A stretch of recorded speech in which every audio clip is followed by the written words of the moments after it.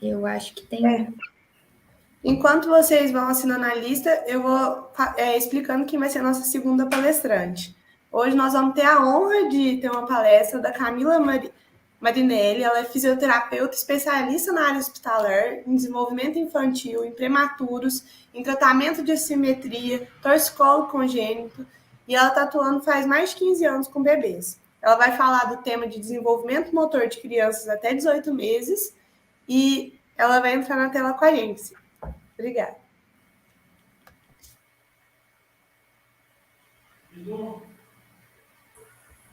Oi, Camila. Olá, boa noite.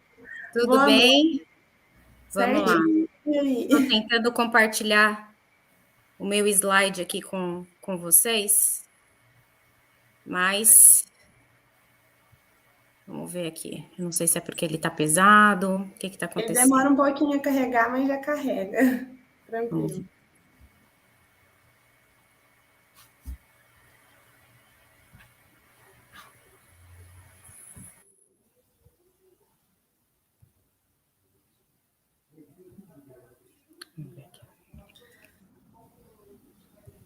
Passe seu Instagram pro pessoal, Camila, para eles verem seu trabalho.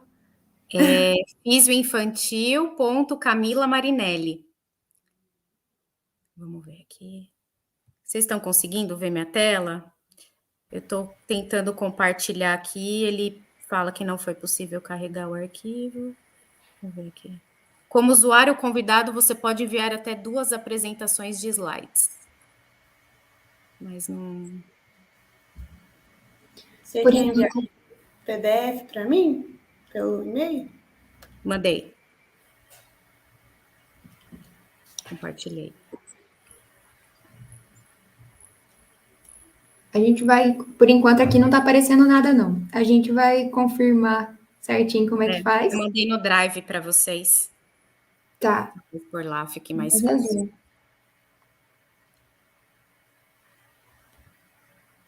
Essas coisas no ao vivo sempre acontecem, né? A gente treinou umas 2 vezes antes. Mas é para testar o nosso jogo de cintura. A Amanda está colocando já. Quem sabe faz ao vivo, né? Exatamente. Com certeza. Mas tem gente de várias cidades diferentes, de várias formações. Legal. Enquanto não dá certo aí, então deixa eu me apresentar. Você me apresentou, né? Mas eu vou falar um pouquinho do meu trabalho. Então, eu moro aqui em Sorocaba, né? No estado de São Paulo. E a minha jornada começou na área hospitalar. E aí, depois que a minha primeira filha nasceu, meu marido é médico, né? Anestesista, e era muito complicado para a gente conseguir conciliar o nosso trabalho, né, plantões, enfim, e eu precisava fazer alguma coisa, porque não dava para os dois estarem de plantão no mesmo lugar, quem ia cuidar da nenê, né, a gente não tem familiar próximo que conseguiria cuidar aqui da minha primeira filha, então eu pensei, não, vou trabalhar em um lugar onde eu consiga ter mais flexibilidade de horário e não fique tão dependente de escala.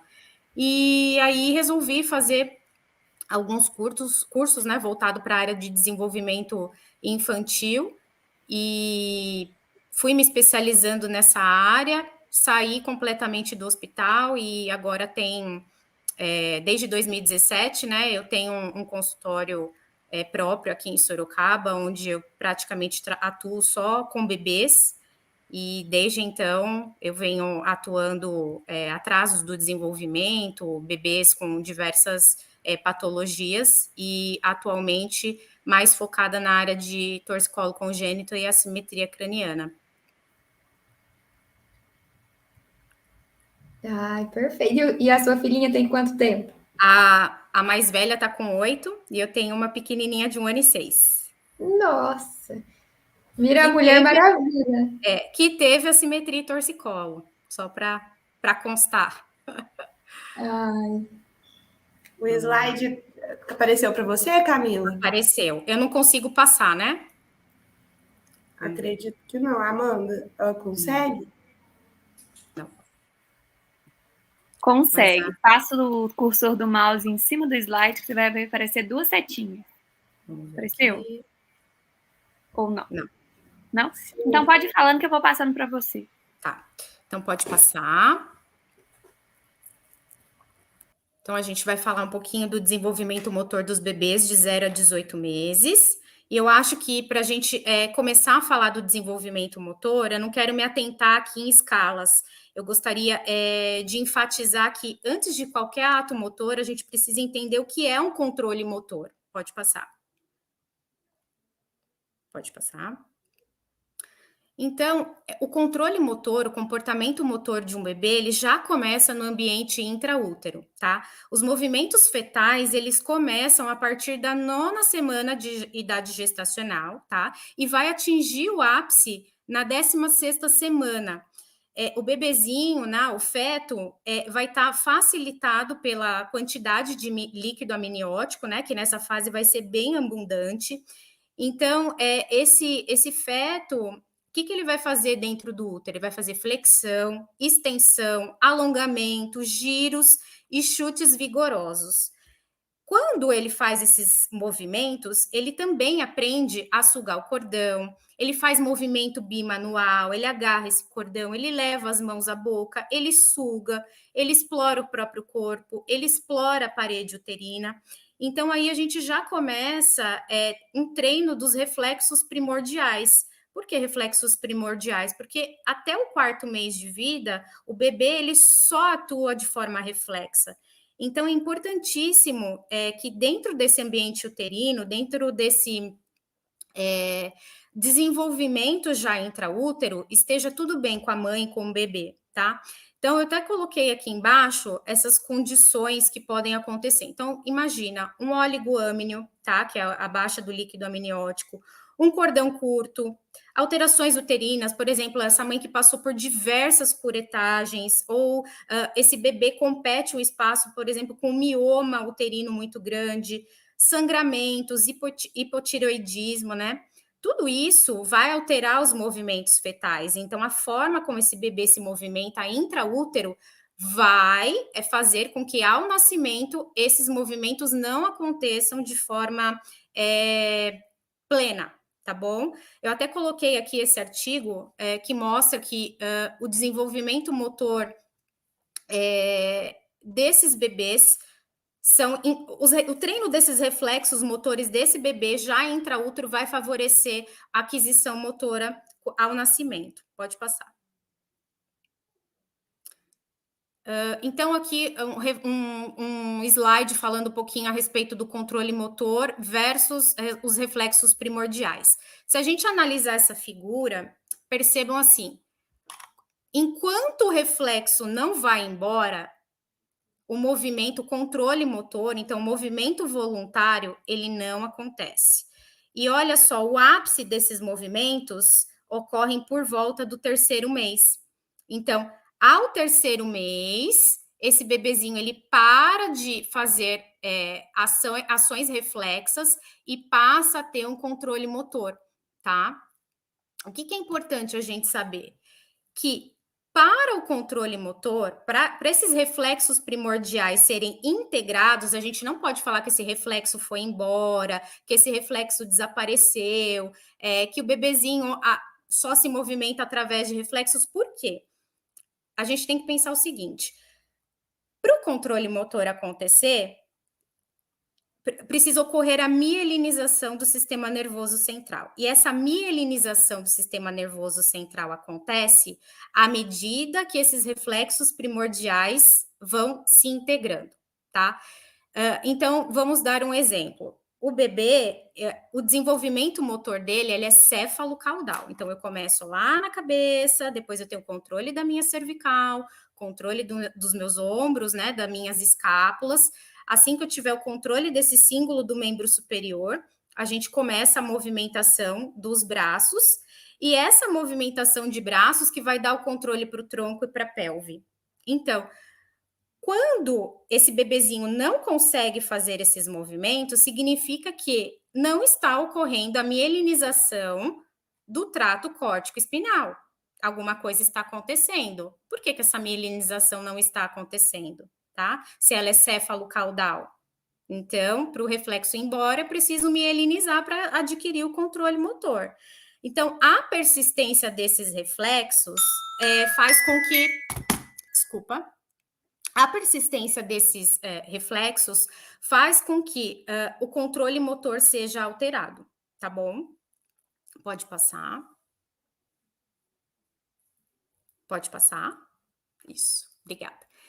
O que é o controle motor, então? O controle motor é todo e qualquer tipo de movimento do corpo que ocorre da cabeça aos pés em todos os contextos físicos e sociais, desde espasmos musculares até ações direcionadas a objetivos, dos movimentos fetais até o último suspiro, tá? Então, o nosso corpo, ele é movimento. Para que esse movimento ocorra, a postura, ela é o ingrediente principal desse movimento. E para eu adquirir postura, eu não dependo só de músculos. Primeiramente, eu preciso perceber, entender o que é aquela ação, aquele movimento e estar integrado no ambiente. Eu coloquei um trecho desse artigo que fala do B. Harvard, que ele fala o seguinte, que os pais, eles têm papel fundamental na aquisição motora e nessa percepção do ambiente para a aquisição dessas habilidades motoras dos bebês. Se você colocar esse bebezinho no chão, esperando com que ele vá lá e agarre esse objeto, olhe para o objeto e tenha alguma ação motora voluntária, isso daí não vai acontecer, tá? Por quê? Porque eu dependo desses pais interagirem. Então, para o bebê aprender a fixar o olhar, acomodar o olho, ouvir, ele precisa o quê? Olhar para o rosto da mãe, ele precisa desse aconchego, ele precisa estar num ambiente que ofereça segurança, senão ele não vai conseguir perceber, olhar e se movimentar, tá? A postura, ela vai oferecer uma base estável para as ações faciais, manuais e locomoção. Então, como que isso acontece? Vamos dar um exemplo aqui que eu vou pegar um copo e vou beber água. Então, ó, eu estou aqui com um copo de água. Para eu entender esse comando, então meu cérebro vai fazer o quê? Eu vou olhar o copo, eu vou direcionar meu olhar. Então, a primeira coisa que eu faço é direcionar o meu olhar para essa tarefa. Depois, o meu cérebro vai direcionar o comando motor para o quê? Para eu segurar esse copo. Só que esse copo, ele tá cheio e ele é um copo do quê? De plástico. Para o meu cérebro entender a força que eu tenho que fazer, o controle para segurar esse copo, eu tenho que fazer o quê? Eu tenho que repetir, eu tenho que executar essa tarefa. Então, dessa vez eu fui, o meu cérebro entendeu que é um copo mole, que ele está cheio, então eu vou executar com uma força. Para eu pegar uma caneta, por exemplo, eu vou ter que fechar mais a minha mão, eu vou ter que colocar um pouco menos de força, o controle do meu braço talvez não precise estar tão estabilizado. Então, o meu cérebro ele vai informar os meus músculos de acordo com a percepção do ambiente, do objeto a qual eu direcionar o meu olhar, tá? Então, por isso que a visão é extremamente importante nesses primeiros meses de vida. O bebê, ele precisa olhar e ouvir para que ele perceba esse ambiente e execute a tarefa motora, tá? Outra coisa, a postura, ela tem que ser suficientemente estável, mas ao mesmo tempo dinâmica para permitir os movimentos. Então, vamos pensar assim, ó, o bebezinho, quando ele aprende a sentar, se ele olhar muito rápido para um objeto, ele vai tombar. Por quê? Porque a mielinização, ela ainda está acontecendo, esse controle motor ainda não foi totalmente adquirido. Então, sim, se esse bebê estiver sentado, o cérebro está mandando o comando para ele sentar e ele rapidamente olhar para esse objeto, ele provavelmente vai desequilibrar e vai cair, porque o controle motor dele ainda não está preparado para isso, tá? Pode passar. Então, o contexto, só complementando o que eu venho falando, então, o contexto, ele depende da prática. Então, eu tenho as pistas iniciais. Então, eu olhei o meu copo, eu já vi que ele é um copo de plástico, que ele tá cheio. Então, o que eu vou fazer? Eu vou lá e vou pegar no copo. Aí eu vou realizar, né, a tarefa e o movimento. Ocorreu o quê? Um aprendizado do sistema nervoso. A partir do momento que o meu sistema nervoso aprendeu, eu vou ganhar essa habilidade motora, tá? E aí eu vou ter a percepção sensorial e o feed-forward, ou seja, só para a gente entender aqui. Quando eu tenho a pista inicial, eu preciso que o meu cérebro entenda essa tarefa e com muita prática e muita repetição ele tenha o aprendizado, para daí se tornar uma habilidade. Só que, uma vez que eu tenha essa habilidade, eu não preciso mais daquela pista inicial. A percepção sensorial, então só de eu olhar para esse copo e já saber que o meu copo é de plástico, eu já sei a força que eu vou ter que carregar esse copo. Totalmente diferente se eu tiver, por exemplo, uma xícara mais pesada ou uma caneta. Por quê? Porque o meu cérebro já sabe a quantidade de força que eu preciso colocar para segurar, o quanto a minha mão tem que fechar, ele já vai fazer esse cálculo. Porém, esse cálculo ele vai ser abreviado, ele não vai mais precisar das pistas iniciais, somente de perceber o ambiente, o cérebro já vai fazendo feed forward, ou seja, ele olhou, percebeu, ele já manda rapidamente para aquela habilidade motora e sucesso. O que isso significa nos nossos bebês, tá? Vamos supor, coloquei lá um bebezinho de bruços e vamos supor que esse bebê ele tenha um torcicolo congênito, tá? Então ele tem ali a musculatura do pescoço tensa. Como que vocês acham que esse cérebro vai interpretar essa atividade motora? Vai ser uma atividade motora prazerosa? Acredito que não. Por isso que muitos dos nossos bebês com torcicolo, eles não toleram o bruços. Então, o que vai acontecer? Essa pista inicial, que é fiquei de bruços, já vai informar o cérebro, opa, essa posição não está legal. Vai ocorrer prática desse movimento? Vai ocorrer uma tarefa direcionada? Provavelmente não. Vai ocorrer um aprendizado? Muito menos. Então, o que o cérebro vai fazer? Ele vai bloquear, ele vai parar completamente a informação, vai parar de jogar informação para esse músculo, e esse músculo ele simplesmente vai abortar a sua ação. Quando que a gente faz isso, né? Quando que o cérebro vai interpretar isso como uma coisa positiva? Quando esse músculo estiver trabalhando da maneira adequada. Então, a partir do momento que a gente trabalha, por exemplo, esse músculo, a gente libera esse bebezinho dessa trava, ele vai executar a tarefa e ele vai informar o sistema nervoso central que não há mais perigo. E aí sim, eu vou mandar essa prática vai me gerar um aprendizado, porque daí o movimento vai se tornar automático, ele vai adquirir habilidade motora, e esse feed forward vai acontecer por quê? Porque o aprendizado ele só ocorre quando o bebê entende que aquilo não vai trazer perigo para ele, tá? Pode passar. Bom, uma vez entendido que o controle motor depende da mielinização do sistema nervoso central, que eu não tenho como adquirir uma postura, um marco do desenvolvimento, sabendo que os reflexos primordiais precisam ser integrados através de movimento voluntário, que esse bebezinho só vai realizar um movimento voluntário quando ele tiver controle do sistema nervoso central, quando ele entender que o corpinho dele não está em perigo e que ele só vai ter o aprendizado motor quando ele gastar menos energia, quando esse movimento for prazeroso e quando essa habilidade motora for internalizada no sistema nervoso central.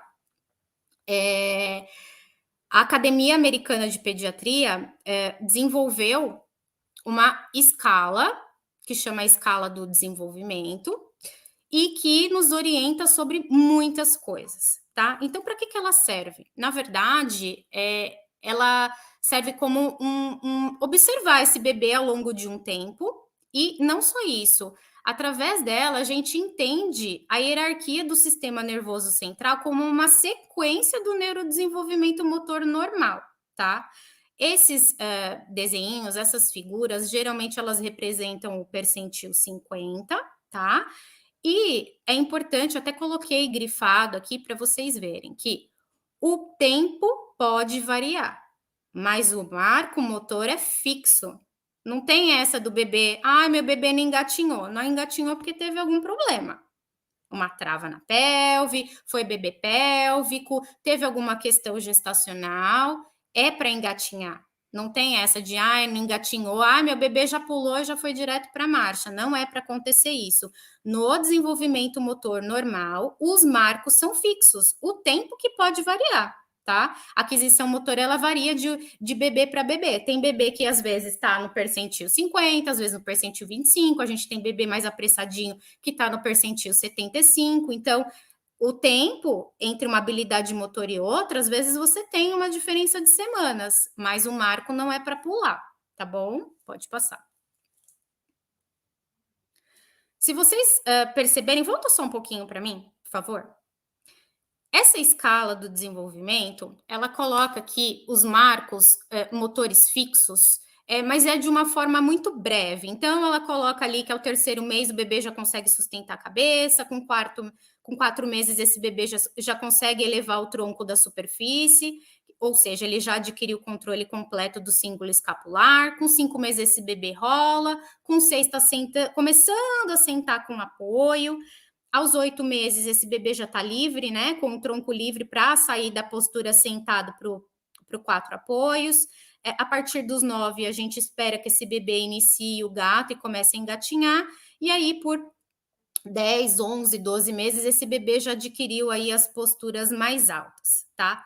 Pode passar. Eu deixei aqui, talvez não fique tão claro as posturas, mas eu vou detalhar um pouquinho mais para frente. E nós, como fisioterapeutas, a gente não se limita naquela escala do desenvolvimento, tá? A gente utiliza para detalhar as posturas, geralmente a escala de Alberta, que é uma escala bem visual, é uma escala canadense, validada aqui no Brasil, tá? Ela mede a linha do tempo aí de bebês de 0 a 18 meses, parecida com a escala do desenvolvimento motor também, então você consegue medir semana a semana, a gente sempre corrige a idade para 40 semanas desses bebês, e a gente consegue detalhar, às vezes, o que está faltando de movimento para esse bebê executar. Pode passar. Então, vamos começar a falar um pouquinho a respeito dos marcos do desenvolvimento, então, já que a gente entendeu como é que o cérebro funciona. Então, de 0 a 3 meses, o que a gente espera desse bebê? Que esse bebê comece a controlar a cabeça, então esse bebezinho, ele apoiado de bruços, ele consegue girar a cabeça para os 2 lados, elevar a cabeça da superfície, tá? Se apoiar nos cotovelos e controlar a cervical. Por que é tão importante deixar o bebê de bruços e passar por todas as etapas motoras? Vamos imaginar que, eu dei o exemplo aqui da Laura, né, que é uma pacientinha que faz tratamento comigo. Eu não expliquei para vocês que quando o olho vai, as mãos vão junto? Então, como é que esse bebê percebe o ambiente? Como é que ele vai brincar? Como é que ele vai explorar os brinquedos e o ambiente? Então, ele olha para esse ambiente, ele gira a cabeça para os 2 lados, ele está trabalhando o labirinto, está trabalhando esse fuso muscular, o controle das escápulas, percebendo o ambiente, indo atrás do objeto, principalmente olhando os pais. Então, esse olhar, ele ainda está mais direcionado para o solo, tá?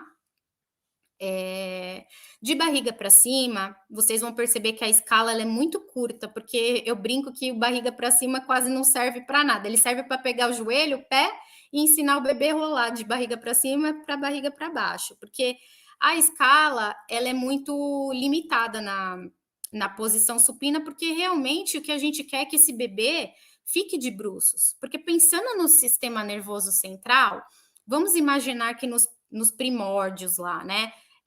Quando um bicho vem atacar, o que o animal vai fazer? Ele vai se proteger as vísceras, se enrolando e ficando em posição fetal, ou ele vai ficar todo aberto, esperando o bicho vir atacar? É claro que não, né? Então, a posição prona, ela é uma posição que o sistema nervoso central entende como protetora. Então, quando a gente coloca esse bebê de bruços, a gente remete esse bebê ao ambiente uterino, como se ele tivesse protegido em posição fetal. Então, é extremamente importante. Fora isso, quando a gente coloca o bebê de bruços, a gente dá estabilidade na caixa torácica, a gente favorece contorno para esse bebê, enfim. Então, aqui falando de 0 a 3 meses, então, o mais importante é ganhar esse controle cervical, que esse bebê consiga levar as 2 mãos na boca, tá? Consiga pegar os joelhinhos e quando a gente faz essa manobra do chicken tuck, que é essa terceira posição aqui, que o encaixe da cervical esteja perfeito, tá? E aqui na posição em pé, que esse bebê, quando você coloca ele em pé, que ele fique em pé, mas que ele dobre os joelhinhos, tá bom? Não é para o bebê ficar com a perninha esticada. Isso só no teste, tá, gente? Imagina de 0 a 3 meses vai colocar bebê em pé, nem dá, né? É só para explicar para vocês como a gente acaba pontuando. Pode passar. Bom, de 4 a 6 meses, daí já começa a ficar mais divertido, né? Então, o bebê, ele já adquiriu, controle do tronco, esse bracinho já tem força suficiente para elevar o tórax dele do solo. E olha que legal, assim, eu coloquei a foto de um bebê atípico, tá? Essa posição da pelve dele está aberta, não é o ideal essa posição da pelve, mas eu quis mostrar para vocês que é possível sim, bebês atípicos, bebês que possuem outras patologias, da gente conseguir os marcos motores. E é muito importante, quando a gente vai trabalhar, pensar o seguinte: a aquisição motora não depende da mielinização do sistema nervoso central? Então, às vezes, a gente tem um bebê de 1 ano no consultório, que não é porque ele tem 1 ano que eu vou estimular a marcha, de jeito nenhum. Se ele não tiver controle da cervical, o que eu vou fazer é o controle cervical com ele. E eu não penso na idade, eu penso no que ele consegue realizar, tá bom? Então, olha esse bebezinho. Então, ele já consegue distribuir a força nos braços, elevar o tórax do solo. E olha que legal. Quando ele faz esse movimento, ele joga todo o peso aqui na lombar. E a lombar, lá na frente, a gente vai precisar dessa inversão da curva para o engatinhar.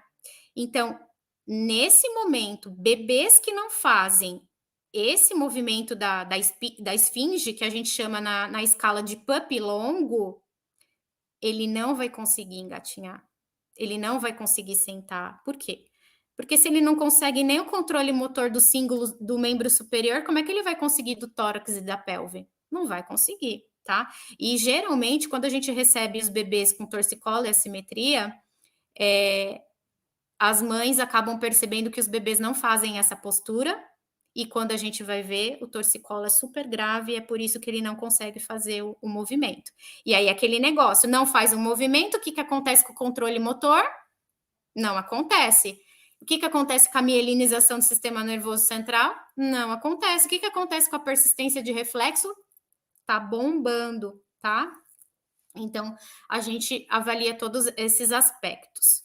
Bom, a segunda postura aqui é uma extensão ativa do tronco. Então, eu coloquei a foto aqui de um bebezinho tentando já movimentar essa escápula. Olha a perninha, olha como ele consegue girar bem essa pelve, jogar o tronco para frente, tentar fazer força para se movimentar, para buscar um objeto, para virar a cabeça. Eu queria que passasse agora o vídeo 1. Por favor.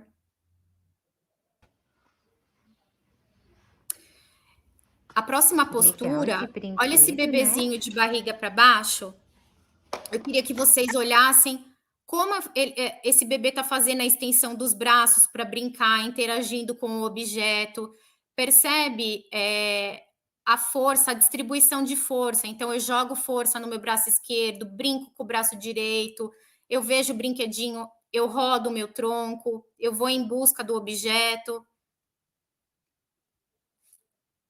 Pode parar.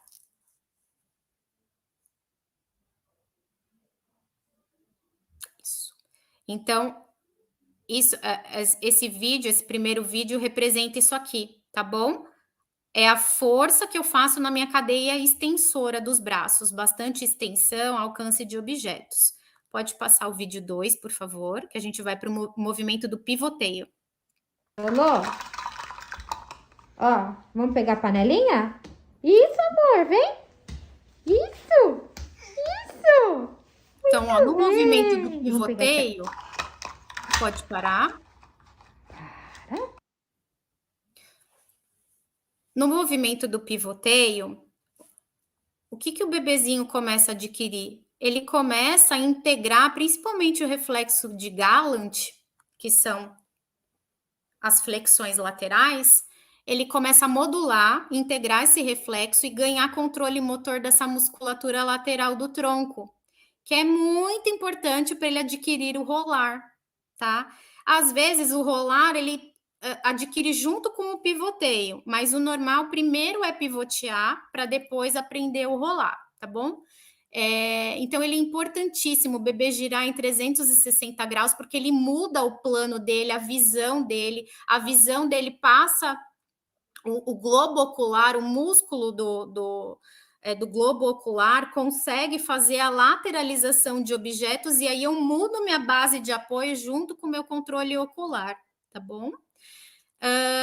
Aí aqui, pode passar para mim o vídeo 3, por favor? Oi. Oi.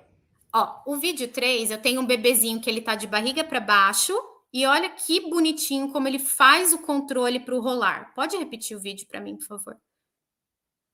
Ele tá de barriguinha para baixo, com uma boa estabilização dos ombros, da escápula, e ele vai de maneira intencional para o rolar. Um rolar controlado, bem equilibrado. A gente chama esse de rolar pelos braços. Ele joga o braço, o tronco e rola. Pode parar. Pode pôr o próximo vídeo, que é o vídeo 4. Ravi? Agora esse bebezinho tá de barriguinha para cima e ele vai virar de barriguinha para baixo. Olha o controle motor desse bebê, tá? Então, esse é o rolar de forma intencional. Aqui, ó. Eu quero ir atrás do objeto, eu direcionei meu olhar e depois o meu corpo foi. Percebam que o direcionamento do olhar é o que direciona o controle motor, tá? Pode parar.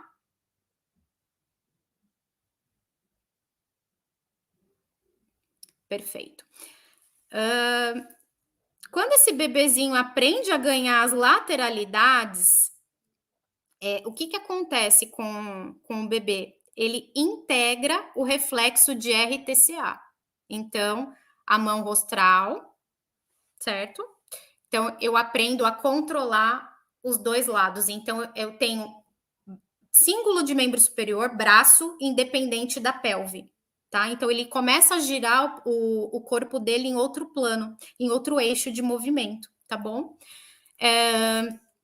Eu queria mostrar para vocês agora a foto da Laurinha pegando o pé. Então, quando o bebezinho pega o pé, olha ele executando força de abdominais, trabalhando essa lombar, esse alongamento, esse encaixe da pelve e do acetábulo. Aqui o Ravi tentando, eu dei um print no rolar, né? Para mostrar para vocês como fica a posição do bracinho. Olha o esforço que esse bebê tem que fazer para conseguir executar o movimento de forma perfeita. E voltando um pouquinho que eu falei lá atrás, lembra que para adquirir habilidade motora eu tenho que repetir muitas vezes? Então, às vezes, os primeiros movimentos, eles não saem de maneira muito harmônica e perfeita. Mas, a partir do momento que esse bebê executa várias vezes, cria essa habilidade motora, o que vai fazer? Vai informar o cérebro que para executar ele gastou menos energia. Então, quando ele gasta menos energia, é o movimento que o cérebro armazena, tá bom? Então, é assim que a gente adquire o controle motor. A gente vai informando o cérebro através desse feed forward, aí o cérebro faz assim, opa, peraí, que dessa vez que ele fez, ele gastou menos energia, ele foi mais rápido. Então, esse é o jeito certo de fazer, tá bom? Falando um pouquinho agora da postura sentada, a evolução da postura sentada entre 4 e 6 meses. Então, com 6 meses, gente, o bebezinho, ele tá aqui, ó, igual essa bebezinha de roupa rosa, tá? Ele senta com apoio. Bebê de 6 meses não consegue ainda sentar sem apoio, tá? Então, colocar um bebezinho sentado com 6 meses, esperar que ele tenha um controle total aí do tronco, são pouquíssimos bebês, tá? A gente espera que com 6 meses esse bebezinho sente com apoio, de preferência das próprias mãos, e consiga manusear objetos, porque com 6 meses a gente começa uma fase importante do bebê, que é a introdução alimentar, tá? Então, um dos sinais de prontidão para a gente começar a introduzir alimentos para esse bebê é que esse bebê consiga sentar com apoio, tá bom? E uma postura mais primitiva do sentado, olha como fica a lombar e a coluna vertebral. Ainda é uma coluna muito cifótica, é uma coluna sem estabilidade. Então, esse bebezinho, por volta de 4 meses e meio, 5, ele ainda não tem o controle total desse tronco.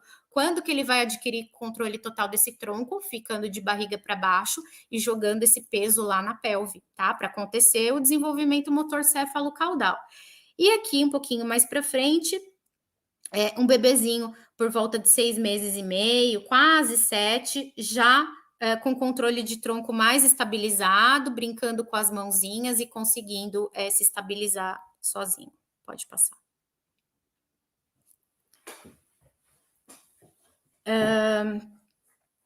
Por volta dos 7, 9 meses, o bebê vai começar a mudar o seu plano de movimento, o seu eixo de movimento. Como o bebê sentou, ele começa a enxergar agora, o olhar a gente chama de calibrar, né? Ele vai calibrar a visão dele para um olhar mais numa linha horizontal e não mais para o chão, como eu disse para vocês anteriormente. Então, o que vai acontecer? Esse bebê vai sentar, ele vai manusear os objetos, ele vai brincar sentadinho, ele vai comer, ele vai visualizar os brinquedos de outra maneira. Então, pode passar o vídeo 6 para eu conseguir explicar um pouquinho melhor? Aqui no... Então, como ele ficou bastante de bruços, conseguiu liberar o tórax do chão, eu começo a fazer esse movimento do 7º ao 9º mês. Esse bebê começa a se colocar no gatinho, tá? Ele começa a jogar o peso lá na pelve, joga a força do braço toda lá atrás, ó, agora ele entrou no reflexo de Landau, estabilizou na postura do pup, né, que é a esfinge. E aí ele vai levantar o bumbumzinho do chão. Pensa que para esse bebê que tem síndrome de Down, para ele fazer esse movimento é bem difícil, porque ele precisa executar o dobro de força para fazer o movimento. Então, ele precisou treinar muito para conseguir executar de forma tão perfeita. E o que está acontecendo aqui? Eu tenho o controle total da minha cabeça, do meu tórax, eu tenho um abdômen forte que joga toda a minha força lá na lombar, tá bom? Ó, ele treinando aqui essa força que eu falei para vocês, essa inversão da curva para jogar a força lá na lombar. Pode parar?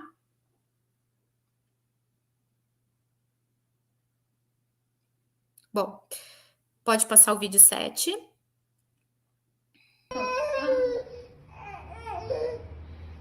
Aqui no vídeo 7, eu tenho uma bebezinha que ela saiu da posição sentada, que a gente chama de postura da sereia, que é uma postura de transição, a gente chama de side sitting, para se locomover. Olha aqui na pausa, não precisa colocar o play, só para vocês verem. Essa postura é extremamente importante nessa fase, tá? Eu até coloquei ela como evidência. Por quê? Se essa postura não acontecer, eu não consigo fazer a transição de eixo de o bebê sentado, por exemplo, para o prono, e esse bebê retornar do prono para o sentado. Eu preciso mudar a angulação da minha pelve para que essa transição postural aconteça. Pode parar o vídeo e passar o próximo.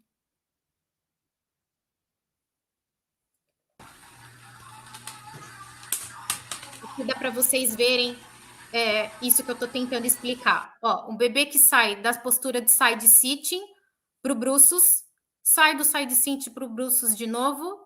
Daqui a pouco ele pega, sai do bruços para o side sit e senta. Então, sem fazer esse movimento da sereia, a postura da sereia, o bebê não faz transição postural. E nos bebês com torcicolo e assimetria, geralmente eles não fazem. Eles têm muita trava na pelve. Eles não conseguem executar esse movimento de forma perfeita. Pode parar.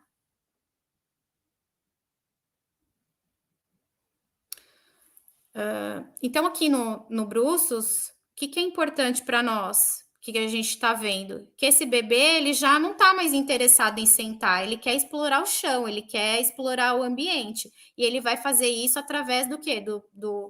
De juntar, né, o membro superior com o membro inferior através das transições posturais.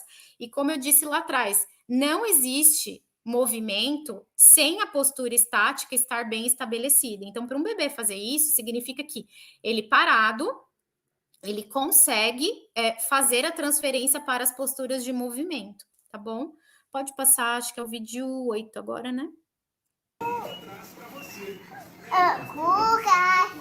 Ó, queria que vocês vissem um outro movimento importantíssimo. O bebê, ele tá lá de 4 apoios, de bruços, perdão. Ele faz força, tá? E faz o quê? Movimento da sereia e senta. Então, aqui eu quero enfatizar do 7º ao 9º mês esse movimento. Bebê que não faz esse movimento tem alguma coisa errada com 7, 9 meses, tá? Precisa observar. Então, ó, ele faz o movimento da sereia e ele se coloca sentado sozinho. Tem mãe que a gente pergunta assim, fala assim, o bebê tá sentando? Tá sentando. Mas como? Como que ele tá sentando? Não, eu coloco ele sentadinho, ele fica. Daí a gente fala que é o bebê estático. Então, não é para colocar o bebê sentado e ele ficar parado. Ele tem que aprender a se colocar sentado sozinho, tá bom? E como ele vai conseguir isso? Ficando de bruços, executando todos os movimentos no chão para que ele tenha essa habilidade motora adquirida, tá? Pode parar. Na foto aqui, ó, eu até coloquei uma fotinho de um paciente brincando. Olha como ele brinca. E olha como se você analisar essa postura, olha como é muito mais fácil se ele tiver nessa postura para ele ir para o bruços e depois voltar, tá? Então, é mais fácil brincar nessa posição, por incrível que pareça, do que qualquer outro posicionamento da perna. Pode passar o vídeo 9.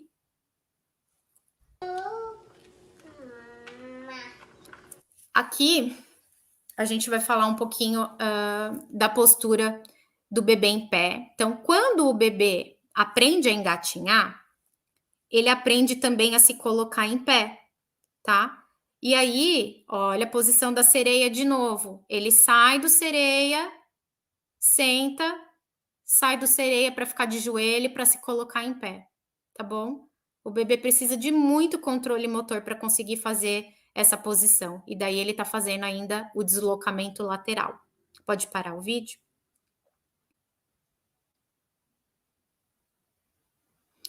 Aí, o que acontece nessa fase? Vamos pensar assim, ó. Imagina que aqui tá passando linhas verticais em todas essas posturas. Quando esse bebê aprende a engatinhar, ele já aprende a se colocar em pé, aprende a escalar. Por quê? Porque o olho dele já foi para o horizonte, tá? E agora ele quer o quê? Ele quer subir, o controle motor tá subindo, o sistema nervoso central tá mielinizando, tá? Então, ele faz o engatinhar, e aí ele se coloca em pé, tá bom? Eu quis mostrar os vídeos para vocês, mas eu vou destrinchar um pouquinho mais nessa postura do engatinhar. Por que é tão importante o bebê engatinhar? Bom, primeiro, no engatinhar, a gente tem o cruzamento dos 2 hemisférios cerebrais. Então, o bebê aprende a juntar direita e esquerda. O olho, pensa o neném engatinhando, o olho tá assim, ó, cruzando. Enquanto eu ando em velocidade, minha cabeça vai para os 2 lados. Eu olho para cima, eu olho para baixo. Eu olho para um lado e para o outro. Eu paro, eu elevo o meu tronco e volto. Todo o controle motor da pelve eu adquiro no engatinhar. A modulação do reflexo de RTCA também acontece no engatinhar, tá? Mas o mais importante para nós é o cruzamento dessas informações. E por que é tão importante o bebê engatinhar? Porque quando ele tiver 6 ou 7 meses, que ele vai precisar escrever e ele vai precisar passar da linha mediana com o lápis, ele não vai conseguir, porque ele não aprendeu a cruzar os hemisférios cerebrais. Então, a gente não pode relativizar um bebê que não engatinha, porque lá na frente a gente vai ter outras repercussões. Ah, meu filho tem dislexia, ah, meu filho não para quieto, ah, meu filho não consegue sentar na carteira, eu dou um negócio na mão do meu filho, ele não consegue pegar a bola daqui e colocar para o outro lado. Por quê? Porque essas habilidades a gente adquire no engatinhar, porque é onde a gente realmente tem o cruzamento de informações no sistema nervoso central, tá bom? Pode passar. Bom, e aí o que acontece por volta dos 10, 12 meses? Então, a gente já não falou que esse bebê aprendeu a engatinhar, ele quer mudar o olho dele para subir para o horizonte, para ele começar a controlar essa pelve, esse peso no pé? Então, a maior forma de locomoção desse bebê entre 10 e 12 meses é pelo engatinhar, tá?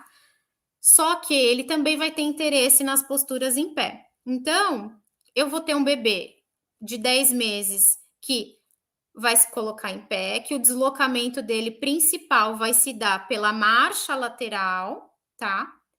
E quando que o bebê vai começar a se colocar em pé sozinho? Depois que ele dominar a marcha lateral e tiver com o engatinhar perfeito, tá? Volta na figura anterior que eu quero mostrar uma coisa para vocês. Olha assim, ele tá assim, ó, engatinhar recíproco e tá com um númerozinho aqui, número 1. Olha como tá a barriguinha desse bebê e a coluna. Ainda é uma coluna mais baixa, não tá uma coluna totalmente reta. Vamos para o próximo slide. Olha como esse aqui já tá bonitinho. Eu tenho um engatinhar independente, um bebê que tem um controle motor perfeito na posição, tá? Então, o que é melhor? Estimular o bebê a andar ou esperar que ele faça o engatinhar perfeito desse jeito, dessa forma? É melhor que o bebê engatinhe de forma perfeita, com a curvatura da coluna certa, tendo liberdade de movimento, conseguindo se colocar apoiado, em pé, mas apoiado em superfícies, do que forçá-lo a uma postura bípede que ele ainda não tem total domínio, tá bom? Então, depois que o bebê aprende a executar a marcha lateral, então, para que o bebê aprenda a caminhar de frente, ele precisa fazer a marcha lateral, porque na marcha lateral, lembra que eu falei do cruzamento das estruturas? Agora eu vou fazer separado. Então, uma perna apoia, a outra abre. Então, isso é reflexo, tá? Então, o que é o passo à frente? Uma perna apoia e a outra desloca. Então, a marcha é o deslocamento do equilíbrio o tempo inteiro. E a marcha lateral nada mais é do que preparo dessa pelve, desse acetábulo, para eu depois conseguir andar de frente. Então, se a gente tiver que estimular um bebê a fazer uma locomoção, é muito melhor a gente ensiná-lo a andar de lado do que forçá-lo a ficar em pé ou ficar carregando, dando a mão, estabilizando a pelve, fazendo o bebê andar de frente. Porque andar de lado, ele modula o reflexo, equilíbrio, tá? Olhar para depois ir para frente. Vamos passar o vídeo 12, 13 e 14? O que a gente espera desse bebê por volta de 10 a 12 meses? Que ele consiga brincar de forma plena, de ajoelhado. Se ele não quiser mais brincar, que ele pode sair dessa posição e retornar, ou fazer o movimento da sereia e ir para o chão, ou se colocar em pé, tá bom? É muito importante que o bebê consiga brincar de joelhinho antes de se colocar em pé. Pode parar, passar o próximo. O nome do jogador brasileiro que faz a melhor temporada. Esse bebezinho, ele adquiriu a marcha de forma tardia, ele foi um prematuro muito grave, tá? Um prematuro extremo. Ele teve várias alterações motoras, então ele adquiriu a marcha por volta aí de 2 anos. E eu queria que vocês olhassem um pouquinho como é que está o membro inferior esquerdo dele. É um membro inferior bem rodado externamente, e o apoio do pé, olha como está o apoio do pé. É um apoio na borda lateral e do antepé. Esse bebê, ele tinha uma alteração de tônus, tá? É uma alteração de tônus leve, que não impediu que ele adquirisse a marcha, mas a marcha não ficou fluida, perfeita. No início, o que eu queria falar para vocês? Os bebês, eles gostam de utilizar coisas nas mãos para se equilibrar, então é normal que essa marcha, inicialmente, seja com os membros superiores elevados para distribuir o equilíbrio no corpo. Pode parar, passar o próximo.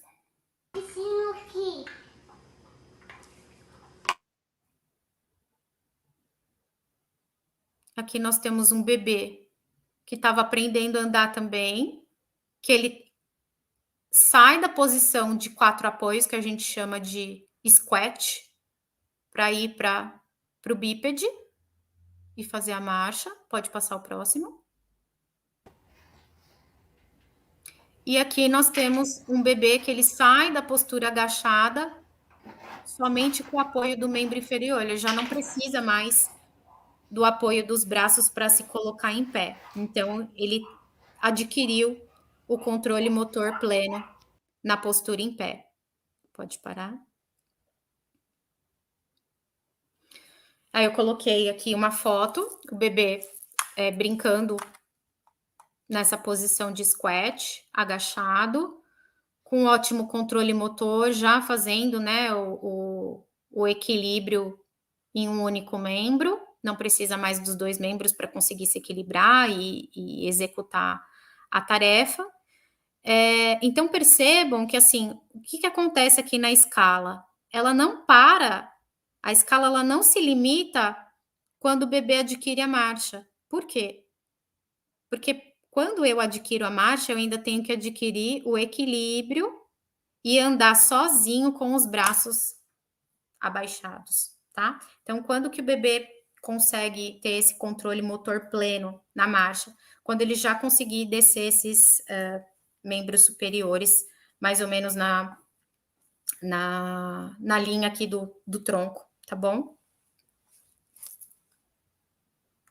Pode passar.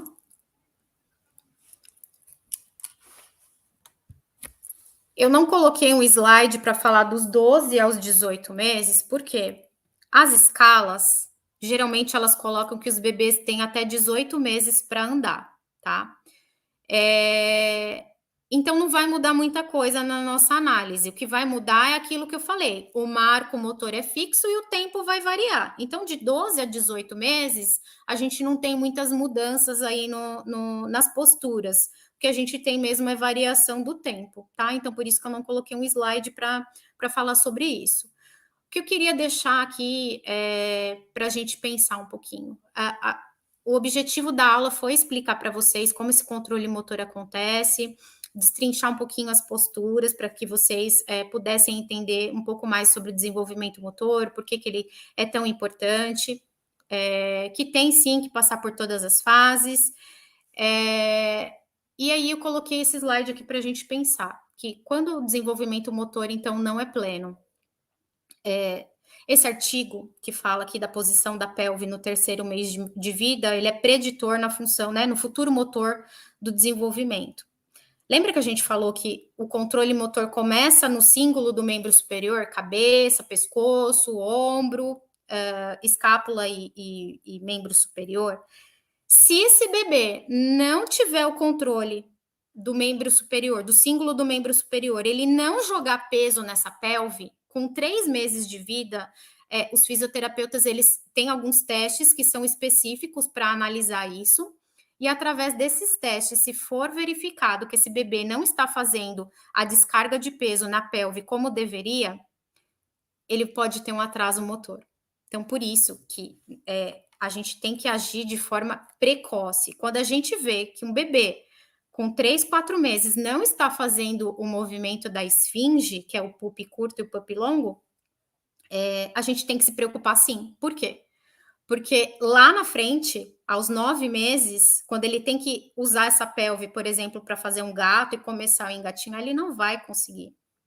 Por quê? Porque ele não trabalhou essa escápula, ele não trabalhou esse símbolo do membro superior. Então, nós já temos artigos dizendo que alterações no desenvolvimento motor, não estamos dizendo atraso, estamos dizendo apenas de bebês que têm alguma dificuldade de se colocar nessa postura, ele vai sim ter dificuldade para adquirir as próximas, tá?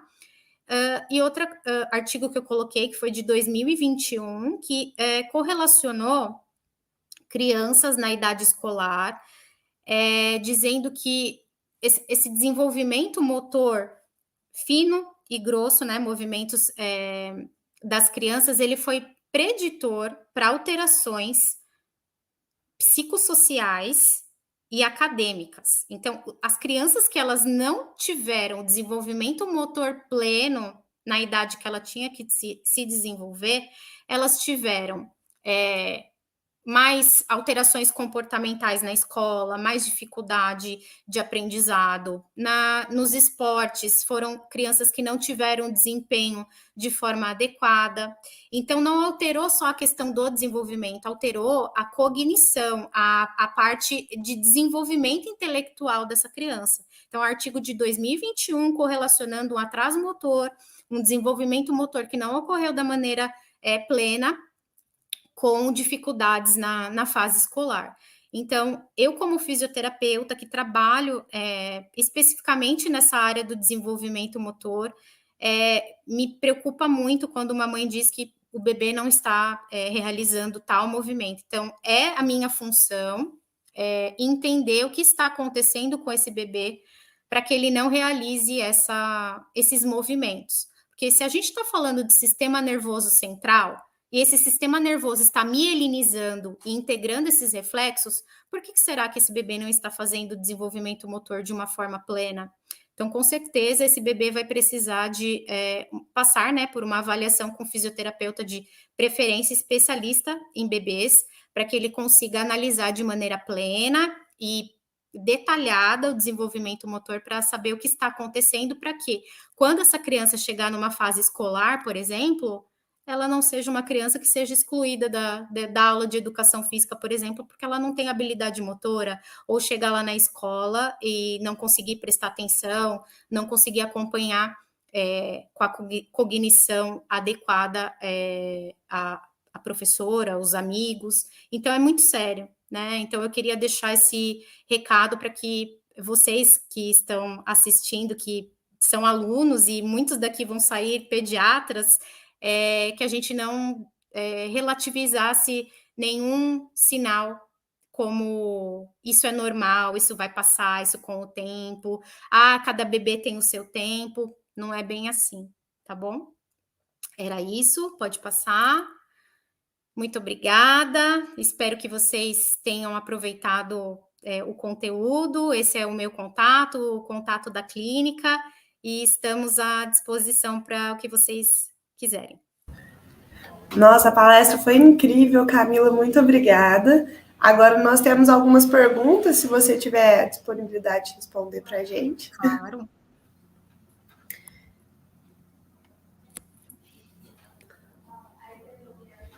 Acho que foi outra. Quando os bebês engatinham apenas de barriga, sem a utilização dos 4 apoios, ele terá prejuízos futuros? Sim.